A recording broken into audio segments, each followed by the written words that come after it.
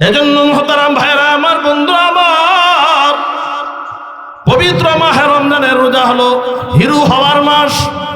কোন বান্দা যদি আল্লাহ রাব্বুল আলামিনের সাথে গভীর সম্পর্ক করতে চায়, এই গভীর সম্পর্কের মাস হলো রমজান মাস। বাদশাহ হারুন রশিদ রাহমাতুল্লাহি আলাইহি একবার দাসীদের সামনে সে টাকা পয়সার থৈলি ছেড়ে দিলেন, যে যেটা ধরতে পারবা সেটার মালিক হয়ে যাইবা। তো মহিলারা, মেয়েরা, বান্দি দাসী যারা ছিল তারা টাকা পয়সা কুড়াইতেছে, আর একজন কালো দাসী, কালো বান্দি এসে বাদশার চেয়ারে ধরে দাঁড়াইছে। বাদশাহ ডাক দেয়া বলেন, আলা তালতাকিতিনা দানানিরা, এ কালো বান্দি, তোমার কি টাকা পয়সার দরকার নাই? তুমি যে টাকা পয়সা কুড়াচ্ছ না কেন? বান্দি বলে, ইন্না মাতলুবাহুন্না আদ-দানানিরু ওয়া মাতলুবি সাহিবুদ-দানানির। এই সমস্ত দাসী যারা টাকা পয়সা কুড়াচ্ছি তাদের উদ্দেশ্য হলো টাকা পয়সা, আর আমি কালো বান্দির উদ্দেশ্য হলো টাকা পয়সার মালিক। কারণ আপনি বলছেন যে যেটা ধরবে সেটার মালিক হবে, এই জন্য আমি আপনার চেয়ারে ধরছি, আমি আপনার মালিক হতে চাই। এর অর্থ হলো আমি আপনাকে চাই, আমি এই দুনিয়ার টাকা পয়সা চাই না। কারণ আপনাকে যদি আমি পেয়ে যাই তাহলে টাকা পয়সা আমার পিছনে এমনি আসবে। কথা ঠিক না বেঠিক? এই রমজান মাসের রোজা হলো আল্লাহকে পাওয়ার মাস, আল্লাহর কুদরতি চেয়ারে ধরার মাস। এই মাসে আল্লাহর সাথে সম্পর্ক করার মাস। এখন আসেন আমাদের সম্পর্ক কিভাবে হবে? এক নাম্বার আমল হলো এই রমজান মাসে বন্ধুরা আমার বেশি বেশি কালামে পাক কোরআনুল কারীমের তেলাওয়াত করতে হবে। কোরআন তেলাওয়াতের মাধ্যমে আল্লাহর সাথে কানেকশন হয়। কিতাবে আসছে, হুসাইন আহমদ মাদানী রাহমাতুল্লাহ আলাইহি কিতাবে লেখেন, এক আল্লাহর ওলি রাস্তা দিয়ে যাচ্ছেন, পাশেই ছিল একটা ভাঙাচোরা কবর। কবরের পাশে যাওয়ার পর এই কবর থেকে জান্নাতি মেশকামের সুগন্ধ আল্লাহ উকি দিয়া দেখেন কবরের মুর্দার যে রাখা আছে সবে মাত্র মনে হয় দাফন করা হয়েছে, কাফনের কাপড় একেবারে ধবধবে পরিষ্কার। এখন এই আল্লাহর ওলি চিন্তা করলেন, নিশ্চয়ই আল্লাহর বান্দা কোন নেক আমল করতেন। তার নেক আমল জানার জন্য কবরওয়ালার বাড়িতে গেলেন। কবরওয়ালার ছেলেদেরকে ডাক দেয়া বলেন, ও ছেলেরা, তোর বাবা কি আমল করতো? ছেলেরা ডাক দেয়া বলেন, ও হুজুর, আমার আব্বার আমল ছিল। আমরা কি আমল করতো? বিশেষ কোন আমল আমাদের জানা নাই, তবে এখনো পর্যন্ত আমার মা দুনিয়াতে বেঁচে আছেন। কারণ একজন স্বামীর কোন বিশেষ আমল সম্পর্কে ওনার স্ত্রী ভালো জানবেন। যাও তোমার মার কাছ থেকে জেনে আসো। এবার মার কাছ থেকে জানার জন্য গেলেন। জানার জন্য গেলে মা ঘর থেকে পুরাতন একটা কোরআনের জিল দিয়ে পাঠায় দিলেন। তোমার আব্বার আমল ছিল যখন ঘরে আসতেন উযু বানাইতেন, আল্লাহর কালাম কোরআনুল কারীমকে হাতে নিতেন, কোরআন তেলাওয়াত করতে পারতেন না, কোরআনের লাইনের উপর দিয়ে হাত ঘুরাইতেন। যখন পৃষ্ঠা শেষ হইতো বলতেন, আল্লাহ এই পৃষ্ঠাতে যা বলেছেন সত্য বলেছেন। যখন চোখে ঘুম আসতো কোরআনটাকে তাকের মধ্যে রেখে চোখের পানিগুলো ছেড়ে ছেড়ে বলতেন, হাদা কালামু রাব্বি, হাদা কালামু রাব্বি, এটা আমার রবের কালাম, আমার রবের কালাম।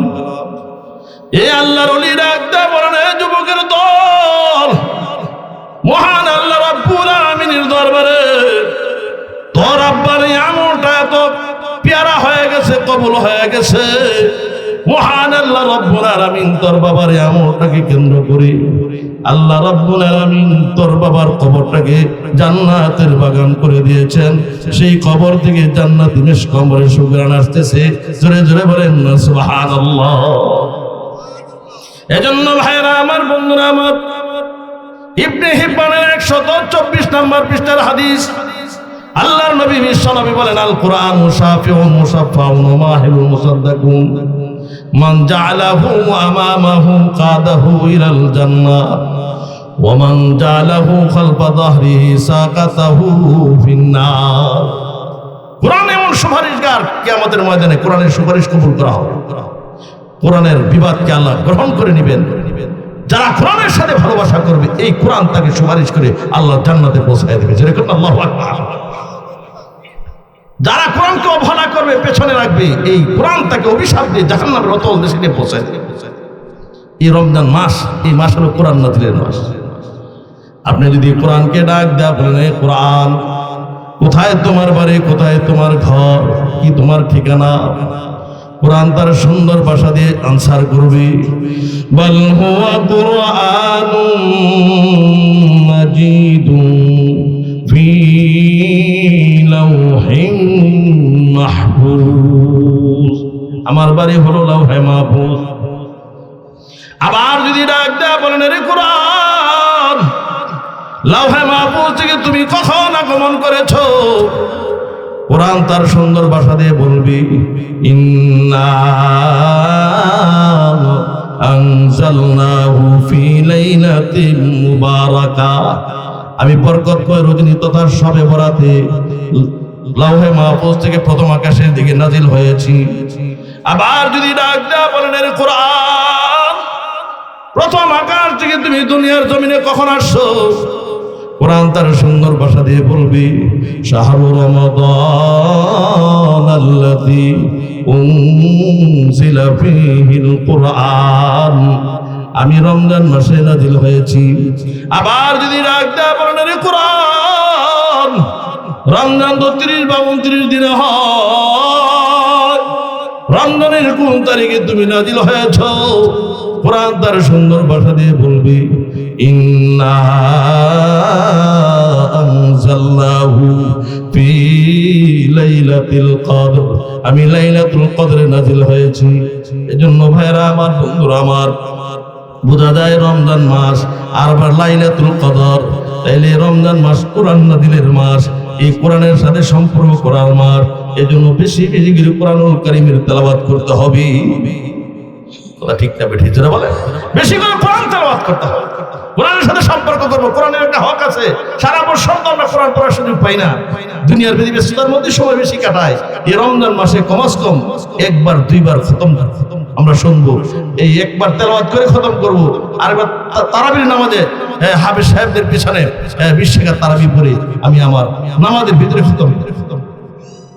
ঠিক না বেঠিক যারা বলে, এ যুবক ভাইরা আমার, শহীদের খোলার যুবক, বহুত সময়, অনেক সময় ইন্টারনেট ফেসবুকের মধ্যে তোমরা কাটাইছ। এ রমজান মাসে ইন্টারনেট ফেসবুক বন্ধ করে দাও। একটা মাসের জন্য আল্লাহর জন্য তুমি বাজেট করো, এখন থেকে আর ইন্টারনেট ফেসবুক দেখবো না। যে সময়টা ইন্টারনেট ফেসবুকের ভিতরে ডুবেছিলাম, এই সময়টা আল্লাহর কালাম কোরআনের ভিতরে ডুবে থাকবো। 10 জন যুবক যদি আমাদের মসজিদ ইমাম সাহেবের কাছে এসে ডাক দিয়ে বলে, হুজুর, আমরা 10 জন একটা টিম, আমরা রমজান মাসে আপনার কাছে কোরআন শিখতে চাই, আমাদের একটু কোরআন পড়াবেন কি, একটা ঘন্টা সময় দিবেন? হুজুর, যদি প্রকৃত কোরআনের প্রেমিক হয়ে থাকেন তাহলে 10,000 টাকা মানে স্যালারি বৃদ্ধি করলে যে পরিমাণ খুশি না হবেন, এই 10 জন ছেলে কোরআন শিখার এইভাবে প্রার্থনা করলে, কোরআন শিখার আগ্রহ প্রকাশ করলে হুজুর আরো বেশি খুশি হবেন। কথা ঠিক না? এজন্য ভাইরা আমার, এই রমজান মাস কোরআন নাজিলের মাস, কোরআনের সাথে সম্পর্ক করার মাস। আমিরুল মুমিনিন ওমর রাদিয়াল্লাহু তাআলা যখন ঘরে আসতেন, প্রথমে আগে কোরআনকে চুমু খাইতেন, কোরআনকে বুকে নিতেন। আর আমরা তো ঘরে গেলে আগে সন্তান কোলে নেই, আগে সন্তান কোলে নেই, নাতিনত্তর কোলে নেই, কোরআনের সাথে আমার কোনো সম্পর্ক নাই। এই ধুলাবালি পড়ে আছে, কয়েক বছর যুগের যুগ চলে যায়, কোরআন খোলার সুযোগ হয়। কোরআনের সাথে আমার কোনো গভীর সম্পর্ক নাই, কোরআনের সাথে আমার কোনো কানেকশন নাই। এজন্য শহীদের খোলা এলাকার যুবক বন্ধুদেরকে বলে যাবো, রে যুবক, ও এলাকার মা বোনেরা আমার, রমজান মাস হলো কোরআন নাজিলের মাস। এজন্য কোরআনের সাথে এই মাসে বেশি বেশি করে কোরআন তেলাওয়াত করব, আল্লাহর কালাম কোরআনের সাথে সম্পর্ক করবো। রাজি আছি নাকি যারা বলে? তাহলে রোজাগুলো 6টা শর্ত সাপেক্ষে রাখবো। এক নম্বর মেডিসিন। 2 নাম্বার হলো রমজান মাসে বেশি বেশি কোরআন তেলাওয়াত, কোরআনের সাথে বেশি সম্পর্ক। আমার বিশ্বাস যে পরিমাণ ছেলেরা, যুবকেরা আজকে এই মোবাইল নিয়ে ব্যস্ত থাকে, যে পরিমাণ সময় ইন্টারনেট ফেসবুকের মধ্যে ব্যস্ত থাকে, এর 100 ভাগের 1 ভাগ সময় যদি আল্লাহর কালাম কোরআনে ব্যস্ত থাকে, তাহলে এই সোনার বাংলার যুবকগুলো সোনার বাংলার যুবক থাকবে না, তারা সোনার মদিনার যুবকে পরিণত হবে। কথা ঠিক না বেঠিক? 3 নাম্বার 20 রাকাত তারাবির নামাজ সুন্দর করে ইমাম সাহেবের পিছনে আদায় করে। ওমর ইবনুল খাত্তাব রাদিয়াল্লাহু তাআলা আনহু থেকে বর্ণিত হাদিস, কানা ইউসাল্লি ফি রমাদান 20 রাকাতা। বুখারীর মধ্যে বর্ণনা আসছে নবী আলাইহিস সালাতু ওয়াস সালাম রমজান মাসে 20 রাকাত পড়তেন। কয় রাকাত? জোরে বলেন, কয় রাকাত? 20 রাকাত। এজন্য আমিরুল মুমিনিন ওমর রাদিয়াল্লাহু তাআলা উনিও 20 রাকাতের ব্যবস্থা করেছেন। 20 রাকাত পড়তে হবে তারাবি। তামাসসাকু বিসুন্নতি ওয়া সুন্নাতি খুলাফাইর রাশিদিন আল মাহদিয়্যিন। নবীজি বলেন, তোমরা আমার সুন্নতকে আটকায় ধরো এবং খোলাফায়ে রাশিদিন থেকে যেই সুন্নত এটাকে আটকায় ধরো। ওরা খোলাফায়ে রাশিদিন যে কাজটা করেছেন এটাকে আটকায় ধরো। তাহলে আমিরুল মুমিনিন ওমর হলেন খোলাফায়ে রাশিদিনের মধ্যে একজন অন্যতম। উনি 20 রাকাত পড়তেন। অতএব বোঝা যায় 20 রাকাতের কম যারা বক্তৃতা করছে এদের বক্তৃতারা সঠিক নয়, বরং এরা আমাদেরকে ধোঁকা দিতে যাচ্ছে। কোন হাদিসের মধ্যে কোন কিতাবের ভেতরে 8 রাকাত তারাবি কোথাও নাই। সালাতুল লাইলের কথা আছে, রাত্রের নামাজ ছিল নবীজির 8 রাকাত। সেটা হলো রমজান এবং রমজানের বাহিরে কন্টিনিউ উনি সব সময় রাত্রে 8 রাকাত তাহাজ্জুদ পড়তেন। কয় রাকাত? 8 রাকাত পড়তেন। তাহলে এটা সালাতুল লাইল বলতে এখন তারাবির নামাজ উদ্দেশ্য নয়, সেটা হলো কিসের নামাজ? তাহাজ্জুদের নামাজ। আর তারাবির নামাজ 20 রাকাত, এর থেকে কম নাই। 8 রাকাতের কোনো প্রমাণ তারা দেখাইতে পারবে না। যদি দেখাইতে পারে, আমি আপনাদেরকে বললাম, আমি আপনাদেরকে চ্যালেঞ্জ করে বললাম, যদি এমন কেউ থাকে যে আমার কাছে প্রমাণ আছে, কোন হাদিসের বরাত দিয়ে, কোন হাদিসের প্রমাণ দিয়ে চ্যালেঞ্জ করে আপনি সামনে আসেন, আপনাকে 1 কোটি টাকা পুরস্কার দাও। আপনি বলবেন, হুজুর আপনি মৌলবী মানুষ, এত টাকা করতেই দিবেন। 1 কোটি কোনো 10 কোটি বললে আমার কোনো অসুবিধা নাই, কারণ আমারও তেমন লাগতো না, হারাও বলতে পারতাম, তো অসুবিধা এরাও কই দিত না, আমারও তেমন লাগতো না। 10 কোটি বা 100 কোটি বললে আমার অসুবিধে। আর না হয় আইসা বলেন দেখানোর জন্য। এলে 20 রাকাত কি করতে হবে? তারাবির নামাজ সুন্দর করে আদায় করতে হবে। এ ভাইরা আমার, 4 নাম্বার আমল, এই রমজান মাসে আমরা সকলে সাহরি খাওয়ার জন্য শেষ রাত্রে উঠি কি উঠি না? জোরে বলেন। নবী আমার ডাক দেয়া বলেন, তাসাহারু ফা ইন্না ফিস সাহুরি বারাকাতান। এ আমার উম্মতের দল, তোমরা সাহরি খাও, সেহরি খাওয়ার মধ্যে বরকত আছে। সাহরি খাও, যদি 1 ঢোক পানিও হয়, 1-2টা খেজুর হয়, তারপর সেহরি সুন্নত আদায় করো, কারণ শেষ রাত্রের খাবারের মধ্যে বরকত আছে। সারাদিন ইবাদতের মধ্যে শক্তি পাওয়া যাবে। কিন্তু অনেক অলস লোক আছে, এরা ঘুম থেকে উঠার অলসতায় সেহরি খায় না, না খেয়ে রোজা রাখে। এই বিশাল একটা সুন্নাত থেকে বঞ্চিত হয়ে গেল। সাহারি খাওয়াটাও ইবাদত, এটাকে ইবাদত মনে করে খাইতে হবে। আমরা যেহেতু সাহারি খাওয়ার জন্য আমরা শেষ রাত্রে উঠি, 3টা 3:30 বাজে উঠি, আযানের আগ পর্যন্ত, সবে সাদেক হওয়া পর্যন্ত, এই সময়টা হলো তাহাজ্জুদের টাইম। যদি ইচ্ছা করি যে সারা বছর তো তাহাজ্জুদ পড়ার সুযোগ হয় না, রমজান মাসে একদিনও তাহাজ্জুদ ছাড়ব না। 2 রাকাত, 4 রাকাত, 8 রাকাত পড়তেই থাকবে। এইভাবে যদি একটা মাস তাহাজ্জুদের ট্রেনিং দিই, তাহলে বাকি 11 মাস আমার তাহাজ্জুদের জন্য ট্রেনিং হয়ে গেল। আমার বাকি 11 মাস ট্রেনিং অনুপাতে আমি আমার চলা সহজ। 1 মাস হলো ট্রেনিং এর মাস, আর বাকি 11 মাস হলো আমার কর্মক্ষেত্র। বাকি 11 মাস এই ট্রেনিং অনুপাতে চলতে হবে। এই 1 মাস আমরা টিভি দেখি না, ইন্টারনেট ফেসবুক খারাপ জিনিস দেখি না। এই 1 মাস আমরা হারাম খাবার খাই না। 1 মাস নামাজ ছাড়ি না। 1 মাস তাহাজ্জুদ ছাড়ি না। 1 মাস বেশি বেশি নফল ইবাদত করি, তাসবিহ তাহলিল করি। এর অর্থ হলো বাকি 11 মাসের জন্য ট্রেনিং নিলাম। এই 1 মাস যেমনি ভাবে সাহারি খাওয়ার সময় ঘুষের টাকা খাওয়া যাবে না, এই 1 মাস যেমনি ভাবে হারাম খাবার খাওয়া যাবে না, ঠিক এই 1 মাস ট্রেনিং নিলাম, বাকি 11 মাসও এই হারাম খাবার খাওয়া যাবে না, সুদ ঘুষ খাওয়া যাবে না। এখান থেকে আমাকে 1 মাসের ট্রেনিং নিতে হবে।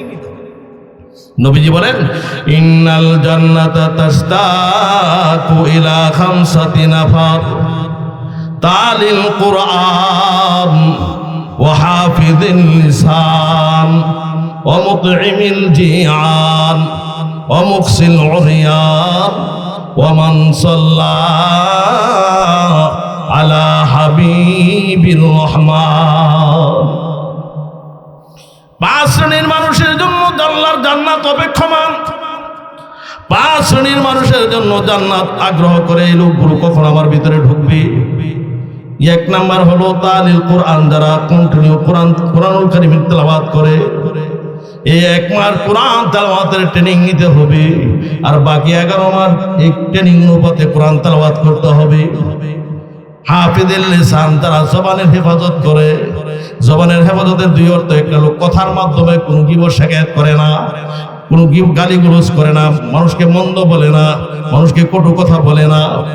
জবানের হেফাজতের আরেক অর্থ হলো এই জবান দিয়ে কোনো হারাম ভক্ষণ করে না। ওয়ামুতইমিল জিয়ান ওয়ামুকসিল মুরিয়ান।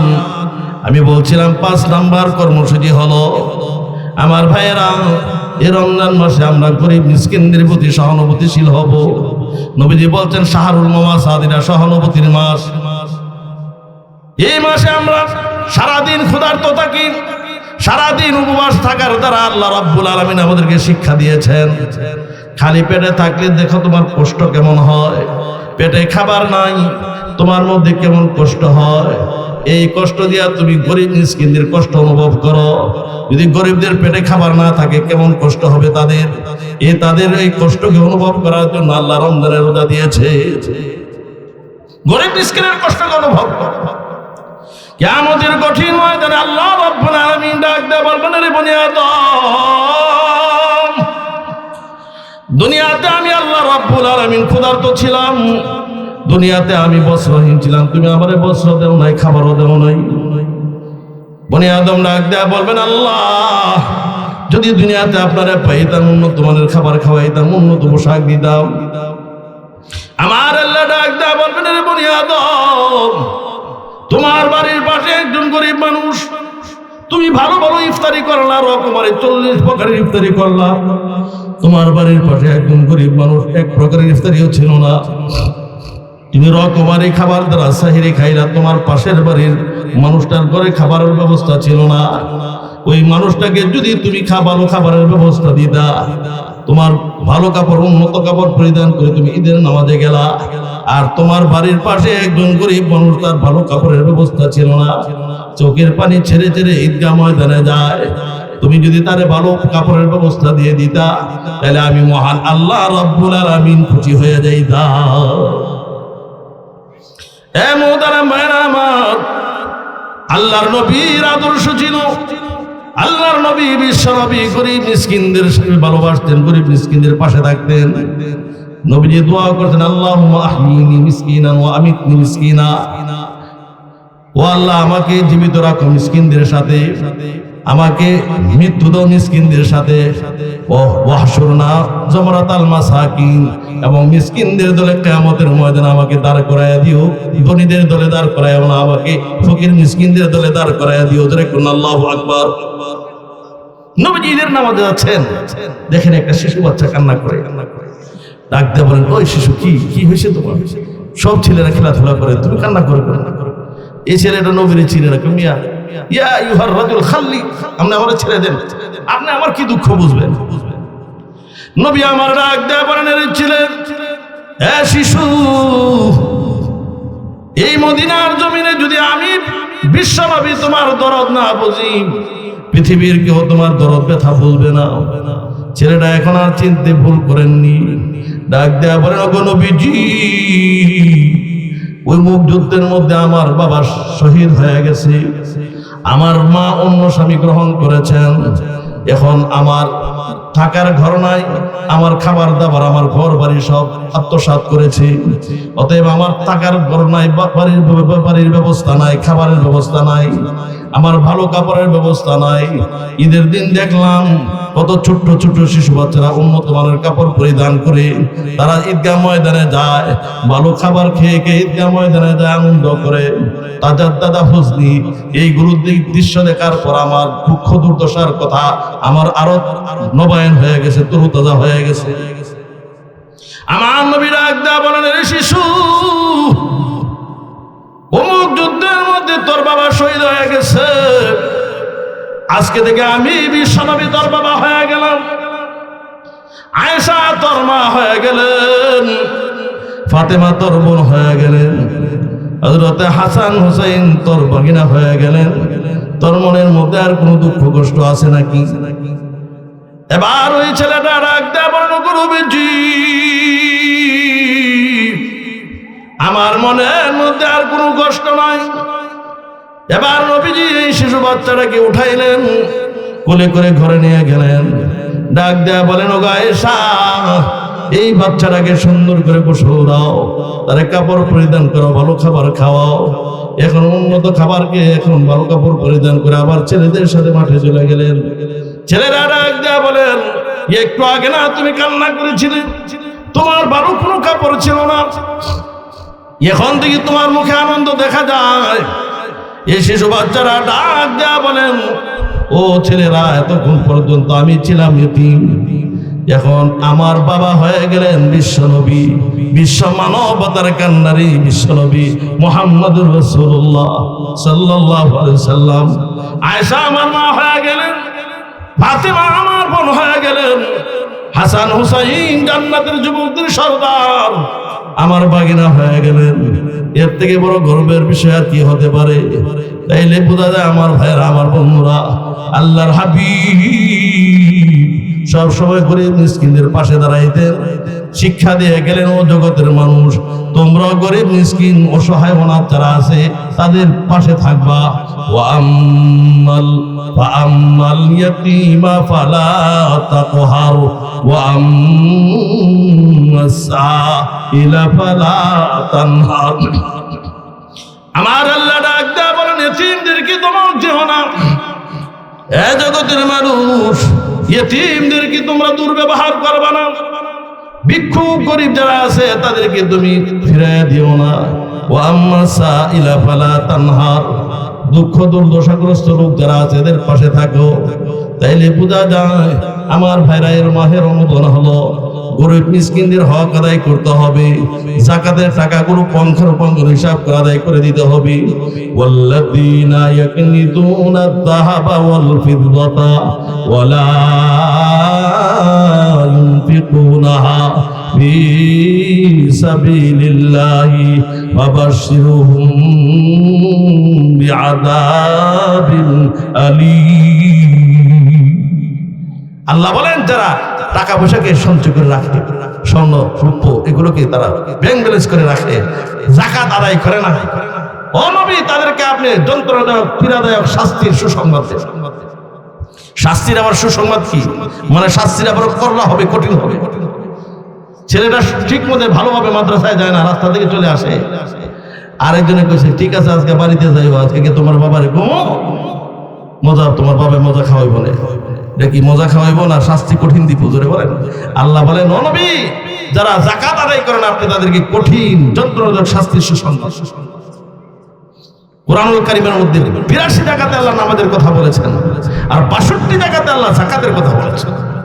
সহিহ মুসলিম শরীফের ১৮৮ নম্বর পৃষ্ঠার হাদিস। নবীজি বলেন, মান আতাহুল্লাহু মালান ওয়া লাম ইউআদ্দি যাকাতাহু মুসিলা লাহু ইয়াউমাল কিয়ামাতি শুজাআ।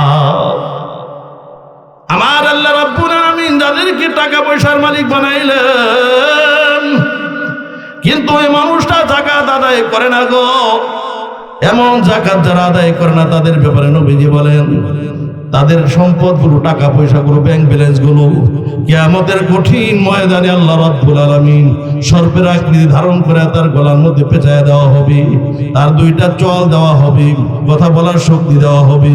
সে ডাক দেয়া বলবেন, তুমি আমারে চিনো না, আনা মালুক ওয়া আনা কানজুক, আমি তোমার সঞ্চিত সম্পদ, আমি তোমার ব্যাংক ব্যালেন্স, আমি তোমার টাকা পয়সা, তুমি তো যাকাত আদায় করতে না, এজন্য আজকে সর্পের আকৃতি ধারণ করে তোমার সাথে আমি লেগে গেলাম।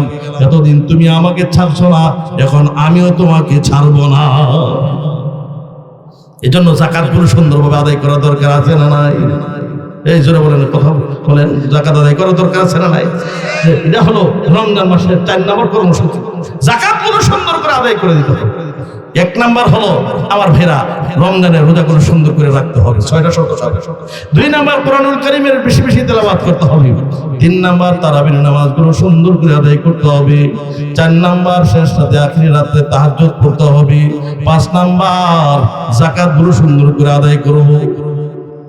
এই শহীদের ঘরে এলাকার ভাইরা আমার, বন্ধুরা আমার, বনি ইসরাইলের মধ্যে আল্লাহ রাব্বুল আলামিন তিনজন মানুষকে আল্লাহ রাব্বুল আলামিন তিনটা বিপদ দিয়েছিলেন। বনি ইসরাইলের ভিতরে একজন ছিল টাকলা, মাথার মধ্যে চুল গজায় না, আরেকজন ছিল বন্ধ, আরেকজন হলো কুষ্ঠ রোগী। আল্লাহ জিবরাইল আমিনকে পাঠাইলেন, যাও পরীক্ষা করার জন্য যাও।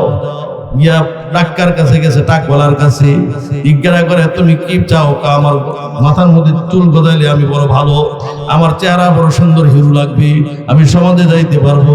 এখন তো আমি সমাজে যাইতে পারি না, আমার টাক্কা বলে গালি দেয়। উনি আল্লাহর ফেরেশতা জিবরাইল আলাইহিস সালাতু ওয়াস সালাম দোয়া করলেন, তার মাথার মধ্যে চুল গজায় গেল। ওই দুনিয়ার মধ্যে কোন পশু তোমার পছন্দ? আমি গাভী পছন্দ করি।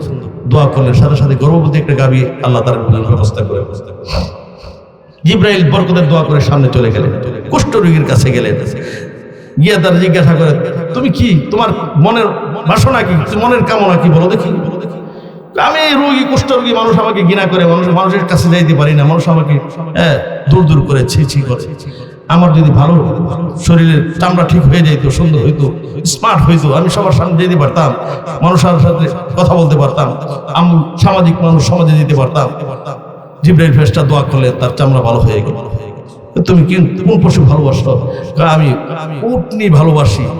আরবের লোকেরা উট বেশি ভালোবাসতেন। জিবরাইল ফেরেশতা দোয়া করলেন, আল্লাহ সাথে সাথে গর্ভবতী উটনির ব্যবস্থা করে দেন। ফেরেশতা দোয়া করে চলে গেলেন অন্ধ ব্যক্তির কাছে। গিয়ে জিজ্ঞাসা করেন, অন্ধ ব্যক্তি তুমি কি চাও? তোমার মনে বাসনা কি, মনের কামনা কি বলো দেখি। আমার মনের আর কি কামনা থাকবে? দুনিয়াতে জন্ম হইলাম, দুনিয়ার রূপ দেখলাম না, দুনিয়ার চেহারা দেখলাম না, আসমান কেমন আল্লাহ সৃষ্টি করেছেন, জমিন কেমন সৃষ্টি করেছেন, গাছপালা দেখলাম না, মা বাবার ঘর থেকে জন্ম হয়ে মা বাবার চেহারা দেখতে পারলাম না। আল্লাহ যদি চোখটা ভালো করে দিত, আমি চোখ দিয়ে সবাই দেখতে পারতাম, এটাই আমার মনের বাঞ্ছা। জিবরাইল আলাইহিস সালাম দোয়া করলেন, আল্লাহ চোখ ভালো করে দিলেন। আল্লাহ ইচ্ছা করলে ভালো করতে পারেন কি পারেন না? ধরে বলেন, বুখারীর বর্ণনা, বুখারীর ঘটনা। আমার ভাইরা এখন বলে, আচ্ছা তুমি কোন পশু ভালোবাসো? আমি ছাগল ভালোবাসি, বকরি। এটা জান্নাতি পশু, জান্নাতের ভিতরে ছাগল থাকবে। দোয়া করবে, আল্লাহ সাথে সাথে একটা গর্ভবতী ছাগি দিয়ে দিবে। আর বরকতের দোয়া করে জিবরাইল ফেরেশতা চলে গেছে। অনেক বছর পর আল্লাহ বলেন, যাও গিয়া দেখো এখন পরীক্ষা করে তারা কি এই গরুর জাকাত, মোটের জাকাত, বকরির জাকাত দেয়। যখন ওরওয়ালার কাছে গেছে, আমার কবে আবার কুষ্ঠ রোগ আছে, আমি তো জীবন ভরে মায়ের গর্ভ থেকে ভালো স্মার্ট হয়ে জন্ম হয়েছি, আমার ছিল না, আমি আগের থেকে ভালো ছিলাম, আমার কোনো রোগ ছিল। আচ্ছা ঠিক আছে, তাইলে একটা উটনি দাও, আমি যেন মুসাফির মানুষ আমি গন্তব্যস্থানে পৌঁছতে পারি। কষ্ট করে কামাই করছি, একটা উটনি দিয়ে লাইতাম, একটা উটনির দাম হলো 2 লক্ষ টাকা, দেওয়া যাবে না। চলে গেলেন, পদ্ম দিয়ে চলে গেলেন। এই যাইতে যাইতে সব উটনি মইরা সাফ। এইভাবে গাভীওয়ালার কাছে গেলেন, এরে বললেন, বলার পর সে অস্বীকৃতি জানালো, বদদোয়া দিলেন, গাভী মইরা সাফ। বকরিওয়ালার কাছে গেলেন, বকরিওয়ালা বলছে, হ্যাঁ আমি অন্ধ ছিলাম, ঠিকই বলছেন, আপনি মুসাফির মানুষ, আপনার যতটা দরকার ততটা নিয়ে যান। বলে, আমার একটাও নেওয়ার দরকার নাই, আমি তো আসছিলাম পরীক্ষার জন্য, পরীক্ষা শেষ, এই জন্য এখন আমি আর একটাও নিব না, তোমাকে শুধু পরীক্ষা করার জন্য আসছি। পরীক্ষার মধ্যে 2 জন ফেল করছে আর তুমি পাস করছো। দোয়া করলেন, আল্লাহ বকরির পরিমাণ বাড়াই দিলেন, বরকত দিয়ে দিলেন। আল্লাহু আকবার। আলহামদুলিল্লাহ। আমাদের আজকের প্রধান আকর্ষণ, প্রধান বক্তা তিনি হযরত মাওলানা খন্দকার আবুল কাসেম দামাত বরকাতুহুল আলিয়া। আমার বন্ধুবর, আমরা একসাথে এক মঞ্চে অনেক ওয়াজ করি। আল্লাহ হযরতের হায়াতে বারাকা দান করেন, সকল বলেন আমিন। আর একটা কথা বলি, হুজুর আস্তে আস্তে একটা কথা বলে আলোচনা শেষ করব। 6 নাম্বার আমাদের কর্মসূচি, এই মাসে বেশি বেশি করে তওবা ইস্তেগফার করব। কি করব জোরে বলেন? তওবা ইস্তেগফার করব। তওবাকে আল্লাহ ভালোবাসেন, বান্দা বান্দির চোখের পানি আল্লাহর কাছে পছন্দনীয়, তওবা আল্লাহর কাছে পছন্দনীয়, বান্দা বান্দির দোয়া আল্লাহর কাছে পছন্দনীয়। জোরে কোন সুবহানাল্লাহ, আল্লাহু আকবার, সালাম, আল্লাহু আকবার। এজন্য আমার ভাইরা, তওবা আল্লাহর কাছে পছন্দনীয়, ইস্তেগফার আল্লাহর কাছে পছন্দনীয়।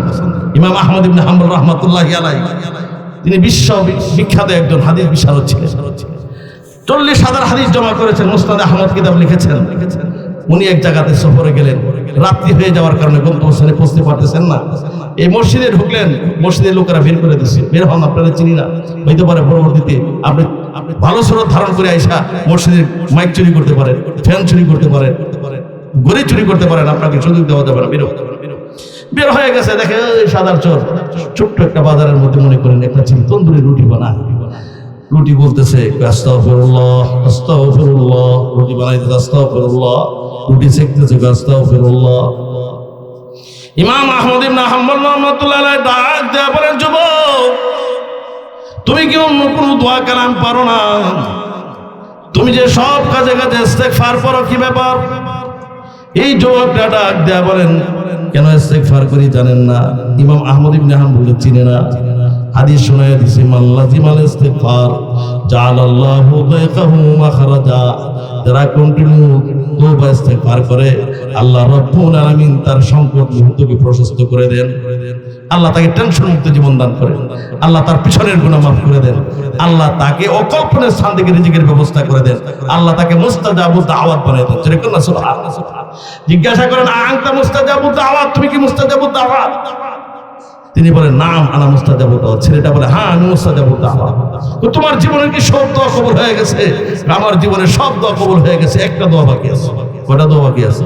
একটা দোয়া বাকি আছে। কি দোয়া? অনেকদিন পর্যন্ত আল্লাহর কাছে আবদার করতেছে, ও আল্লাহ, এই জমানার যোগশ্রেষ্ঠ ইমাম আহমদ ইবনে হাম্বল হাদিস বিশারদ, ওনার সাথে যদি আমি সাক্ষাৎ করতে পারতাম, ওনার সাথে একটু যোগাযোগ করতে পারতাম, ওনার সাথে থেকে একটু দোয়া নিতে পারতাম, একজন হক্কানি আলেম বুজুর্গের চেহারা দেখে আমার জীবন ধন্য করতাম। এই দোয়াটা বাকি আছে, বাকি সব কবুল হয়ে গেছে। দোয়া এটা বাকি আছে না, এটাও কবুল হয়েছে। জোরে বলে। ইমাম আহমদ ইবনে হাম্বল ডাক দিয়ে বলেন, যুবক আমি ইমাম আহমদ ইবনে হাম্বল, আয় আমার সাথে মুসাফা কর, মুআনাকা কর, তোর জীবন ধন্য করে দে। তাহলে তওবা ইস্তেগফারকে আল্লাহ পছন্দ করে। এই রমজান মাস হলো তওবার মাস, ইস্তেগফার করার মাস। আল্লাহর কাছে বেশি বেশি করে তওবা করব, ইস্তেগফার করব, বেশি বেশি করে ক্ষমা চাবো। কারণ আল্লাহ প্রতি রাতে প্রথম আকাশের দিকে এসে ডাকতে থাকেন, আলা হাল মুস্তাগফিরিন ফাগফির লাহু। আছে কি তোমাদের মধ্যে গুনাহগার? আমি আল্লাহর কাছে ক্ষমা প্রার্থনা করো, আমি মাফ করে দিব। আছে কি তোমাদের মধ্যে কোনো অভাবী? আমি আল্লাহর কাছে চাও, আমি তোমার অভাব মুক্ত করে দেব।